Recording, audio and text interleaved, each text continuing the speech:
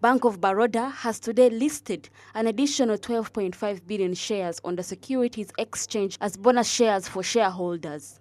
The move has come just 3 months after the Finance Minister, Honorable Matia Kasaija, signed a statutory instrument which increased paid-up capital requirements from banks from 25 billion to 150 billion Ugandan shilling. By offering bonus shares, Bank of Baroda seeks to enhance shareholder value and encourage long-term investment in the company. Uganda Securities Exchange says that it's the pride of the long-term shareholders to realize capital gains and dividends. In terms of the market, liquidity increases as a result of more shares available in the market, but also the price discovery results in a reaction to the bonus issuance, which is a material event, and what that will result in is more trading on the exchange.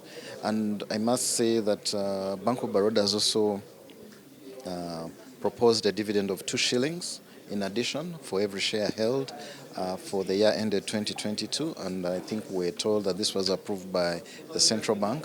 And what that means is that there's an opportunity for investors to make a return in both dividends and capital gains.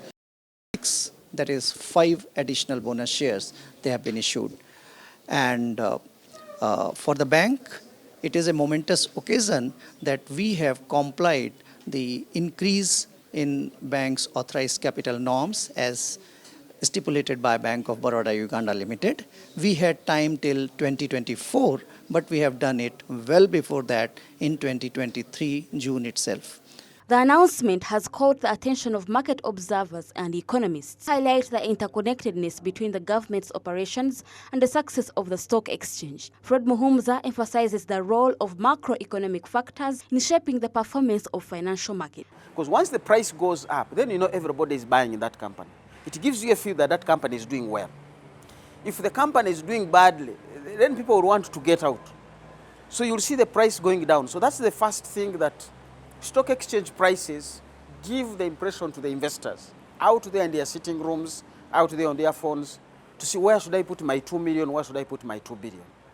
Now the growth of those companies is largely dependent on the macroeconomics. The way the government has run the economy, is it stable? Is it allowing companies to thrive? But also the other part of the macroeconomics, the government borrowing. So as I've said, if I have my 2 billion, I wanted to go and invest it in Jomai, or I want to go and invest it in New Vision. What is the return on New Vision? I'm looking at the dividend. So if New Vision is promising me that we shall give you 50 shillings per share, what is that out of my 2 billion? The success of stock exchange is closely tied to the performance of the listed companies. Investors, brokers, and dealers show a strong preference for reputable companies that garner the significant interest, especially during the initial public offerings, IPOs. These companies with a solid reputation and high demand for their shares play a vital role in driving the overall performance of the stock exchange. So your stock is able to trade a lot more on the market. Now, the ability of companies such as Umeme paying a dividend, we saw its stock price rise from about 240 shillings to about 440 shillings as a result of the 63 shilling dividend I take that they are going to pay out. We've seen the stock price of Stanbic increase with the, I think it's 3.6 shillings dividend that they are paying out to investors who will be on the register. That businesses thrive and the people see them. I've seen Ugandans invest in Nairobi, invest in Dubai, invest in London. Why can't they invest here? Because they are comparing how is the business environment, which has a lot to do with the way the macroeconomics is working. But also directly is the macroeconomic policy competing with the private sector that want to list.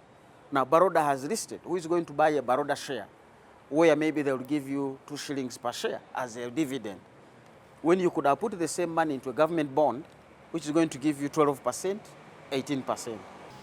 Today, Bank of Baroda issued bonus shares to their existing shareholders in a ratio of 5:1. They met the target of Bank of Uganda from increasing 25 billion to 150 billion Ugandan shillings, of course, meeting the minimum capital set by Bank of Uganda. What does this mean for the Uganda Securities Exchange? It means that there is going to be more liquidity on the market. But that aside, let's look at the factors that facilitate the growth of the exchange. I've just learned from the economist himself that most of the Ugandans or the shareholders that buy stock buy to hold and not to transact. Then there's also the issue of macroeconomic policies that are usually set by government and other conditions, but he called on to government to set a favorable environment for these companies and listed on the stock exchange to be able to remit profits, and the people that are shareholders be able to get capital gains as well as dividends. I'm Rona Nahabwe, Smart24 TV, Business Today.